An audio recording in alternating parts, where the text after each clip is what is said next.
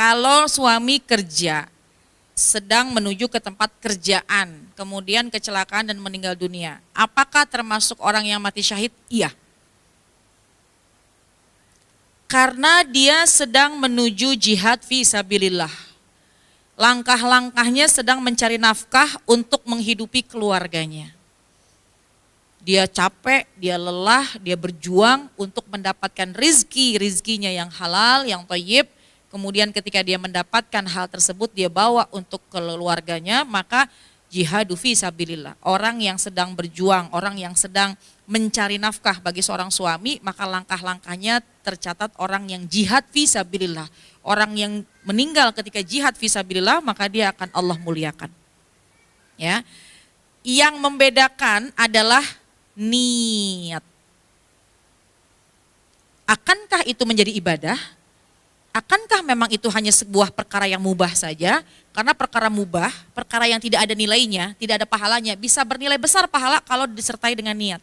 Ya, memang sih nggak diucap niat ketika mau berangkat, cuma memang dia niat bekerjanya mencari yang halal, mencari yang baik untuk mencukupi kebutuhan istri dan anak-anaknya. Nah itu tuh yang termasuk jihad.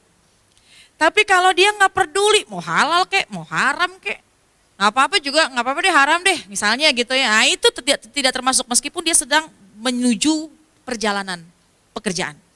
Yang membedakan adalah niat. Niat kan dalam hati, nggak harus diucap. Nah kalau seorang suami, pokoknya saya bekerja, ya sekemampuan saya, sebisa saya, berapapun gajinya saya sudah ikhtiarkan semaksimal mungkin. Yang penting halal untuk biaya hidup anak dan istri saya, keluarga saya, dia lakukan. Artinya dalam pekerjaan dia hanya ingin mencari yang halal-halal saja, maka itu termasuk jihad fisabilillah. Ya, yang penting niatnya di hati. Pokoknya cari rezekinya yang halal, rezekinya yang benar, tempat pekerjaan yang baik. Insya Allah jihad, dia termasuk dalam perjalanan jihad fisabilillah. Karena yang namanya syahid itu ada 3. Syahid dunia, syahid akhirat, syahid dunia akhirat. Syahid dunia, tapi bukan syahid akhirat nih. Di dunia dikatakan dia orang yang mati syahid.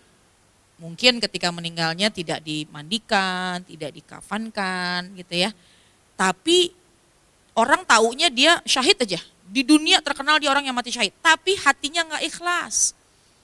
Saya pengen begini supaya pengen dapat pujian orang gitu. Nah itu di dunia dapat nilai dia orang yang mati syahid. Tapi di hari akhirat nggak dapat pahala. Naudzubillah. Ada yang namanya mati, ada yang orang syahidnya syahid akhirat. Apa itu syahid akhirat? Di dunia tidak ternilai dia orang yang mati syahid. Tetap dimandikan, dikafankan gitu ya. Tapi di hari akhirat dia akan dihidupkan bersama para syuhada, bersama para orang yang mati syahid gitu. Apa diantaranya? 1, seorang ibu yang melahirkan. Ketika seorang ibu ngeden, bahasa Jakarta saya pakai mules, ibu ingat nggak ketika mulesnya melahirkan? Masih ingat sampai sekarang? Masih. Pas lagi mules pokoknya nggak mau lagi, udah, jangan lagi, udah. Ini 2 bulan lagi, uwe lagi. Ya, ketika seorang yang melahirkan, kemudian dia meninggal karena menahan sakit dan meninggal ketika dia melahirkan, maka tentu dikafani, dimandikan, dikafani gitu ya. Nah di dunia dia tidak ternilai orang yang mati syahid, tapi di hari akhirat tercatat orang yang mati syahid. 1. Yang kedua, seorang penuntut ilmu, meskipun dia meninggalnya di atas kasur. Maksudnya gimana nih? Dia meninggalnya bukan di taklim, meninggalnya bukan di majelis taklim, meninggalnya bukan di musola, meninggalnya bukan di tempat ngaji, meninggalnya di tempat tidur, di rumah. Tapi hari-harinya kerjaannya ngaji. Tuh orang yang dikatakan mati syahid. Dia tidurnya karena kecapean habis ngaji, dia tidur karena ntar siang mau ngaji gitu. Dan memang hari-harinya dia suka hadir ke majelis taklim. Makanya mudah-mudahan kita bisa mendapatkan nih mati syahid karena memang kita hari-harinya duduk dan senang dengan pengajian. Ya. Kalau apalagi yang ketiga? Yaitu yang ketiga dikatakan orang yang mati syahid meninggal karena tenggelam. meninggal karena tenggelam. Seperti Emeril ya, itu saya baik sangka itu mati syahid. Kenapa? Karena tenggelam. Dan tapi tenggelamnya bukan ditenggelamkan. Maksudnya bukan menenggelamkan diri. Dan tidak dikatakan orang yang mati syahid ketika dia ingin melintasi lautan dan lautan itu sedang bergejolak ombaknya dan dia terus melewati itu, dia rela, dia mati, ya mati deh gitu. Nah itu juga tidak termasuk.